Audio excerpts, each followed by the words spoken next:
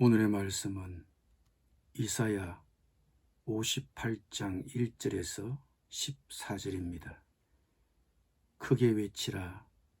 목소리를 아끼지 말라. 내 목소리를 나팔같이 높여 내 백성에게 그들의 허물을, 야곱의 집에 그들의 죄를 알리라. 그들이 날마다 나를 찾아 나의 길 알기를 즐거워함이 마치 공의를 행하여 그의 하나님의 규례를 저버리지 아니하는 나라 같아서 의로운 판단을 내게 구하며 하나님과 가까이 하기를 즐거워하는도다. 우리가 금식하되 어찌하여 주께서 보지 아니하시오며 우리가 마음을 괴롭게 하되 어찌하여 주께서 알아주지 아니하시나이까. 보라, 너희가 금식하는 날에 오락을 구하며 온갖 일을 시키는도다. 보라, 너희가 금식하면서 논쟁하며 다투며 악한 주먹으로 치는도다. 너희가 오늘 금식하는 것은 너희의 목소리를 상달하게 하려는 것이 아니니라. 이것이 어찌 내가 기뻐하는 금식이 되겠으며 이것이 어찌 사람이 자기의 마음을 괴롭게 하는 날이 되겠느냐. 그의 머리를 갈대같이 숙이고 굵은 배와 죄를 펴는 것을 어찌 금식이라 하겠으며 여호와께 연락될 날이라 하겠느냐. 내가 기뻐하는 금식은 흉악의 결박을 풀어주며 멍에의 줄을 끌어주며 압제당하는 자를 자유하게 하며 모든 멍에를 꺾는 것이 아니겠느냐.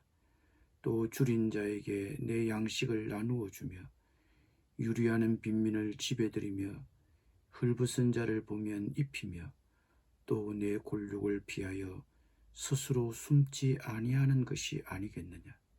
그리하면 내 빛이 새벽같이 비칠 것이며 내 치유가 급속할 것이며 내 공의가 내 앞에 행하고 여호와의 영광이 내 뒤에 호위하리니 내가 부를 때에는 나 여호와가 응답하겠고 내가 부르짖을 때에는 내가 여기 있다 하리라.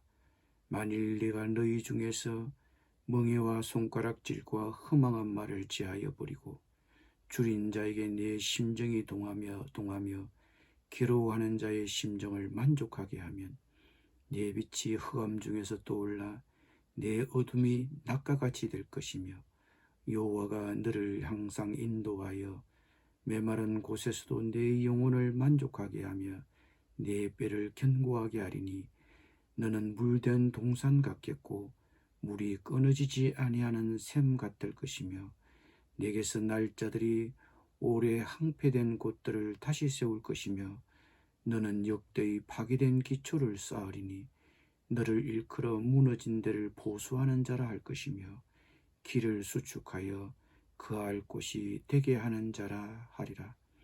만일 안식일에 내 발을 금하여 내 성일에 오락을 행하지 아니하고 안식일을 일컬어 즐거운 날이라 여호와의 성일을 존귀한 날이라 하여 이를 존귀하게 여기고 내 길로 행하지 아니하며 내 오락을 구하지 아니하며 사사로운 말을 하지 아니하면 내가 여호와 안에서 즐거움을 얻을 것이라.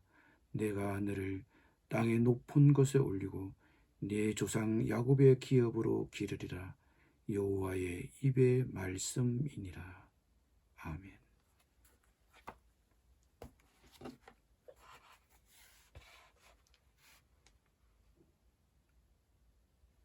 우리의 회개와 믿음이 참인지를 무엇으로 입증할 수 있을까요? 회개와 믿음의 진정성을 입증해 주는 것은 마음의 순종입니다.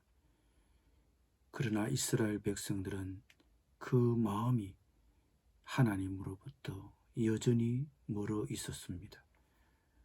물론 그들이 겉으로는 신앙심이 깊고 정말로 하나님의 뜻을 아는데 관심이 있는 것처럼 보입니다.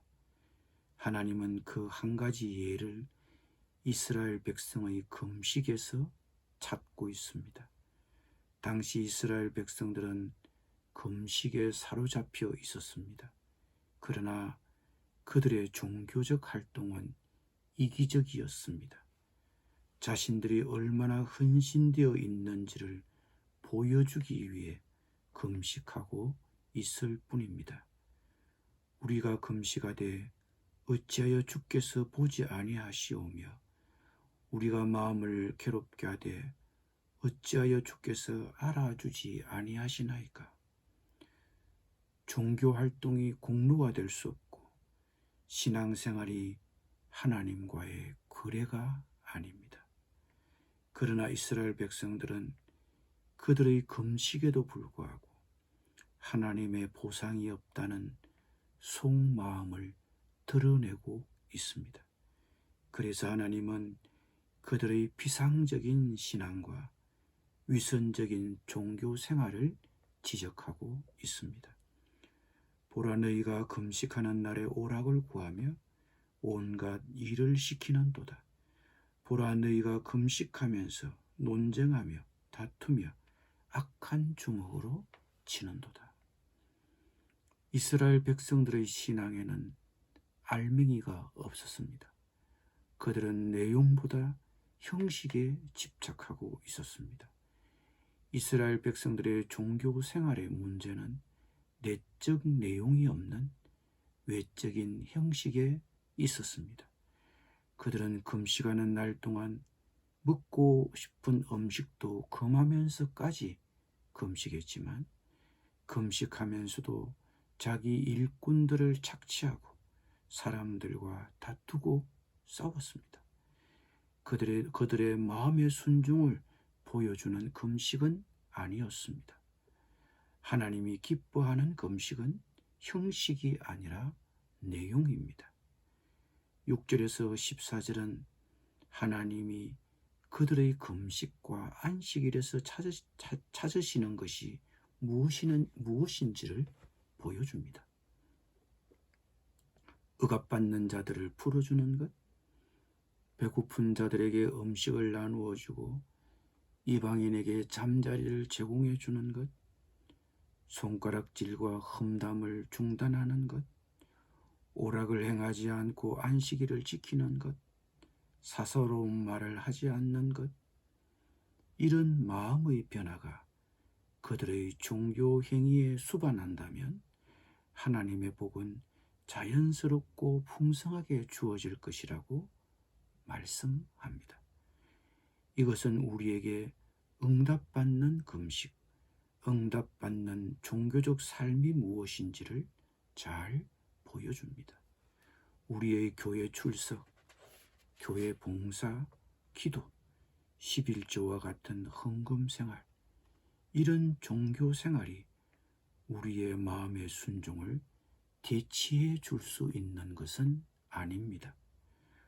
우리가 만일 하나님께 복을 받으려고 보상을 기대하는 마음으로 이런 제의적인 행위를 한다면 하나님의 질책을 피하기는 어려울 것입니다.